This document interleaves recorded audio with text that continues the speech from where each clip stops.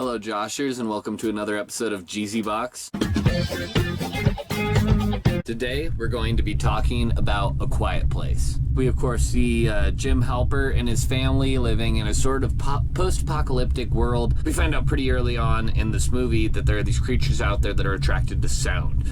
So everyone's having to kind of walk around as silently as possible. You know, you want to avoid, if you notice when they go into like the store, they avoid like certain louder foods and stuff are still left there, like bags of chips.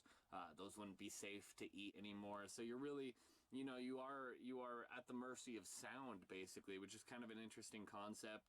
Around the same time, we saw other movies that were sort of different sense-related movies started to come out, like Sandra Bullock's Bird Box. That was another good one. This one is really interesting and really complicated because we have a lot of kids in play here, of course.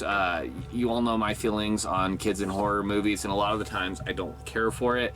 In this one, I will say the benefit here is that at least the kid, when he's first taken near the beginning of the movie, it's a pretty quick and immediate thing, so it doesn't seem to be any suffering, but it's still, I don't care for just kids dying in horror movies. Like, I wish that we could just get away from that as a concept.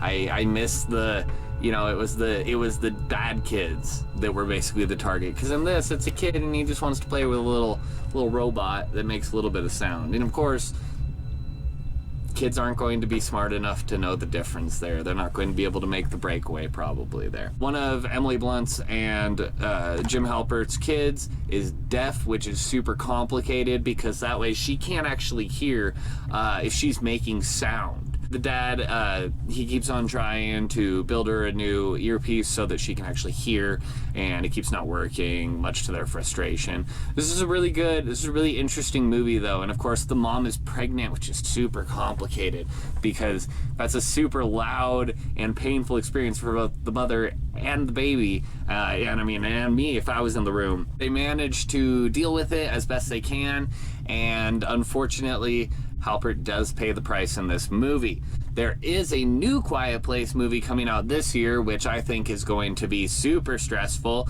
because it follows the mom and the recently born baby, as well as the two kids. One, of course, being the deaf girl and the other being the little brother. We'll see how she goes. I do recommend this movie, though. Definitely check out A Quiet Place and check out The Office, of course, if you haven't seen it already. Why dress like you when you can wear me?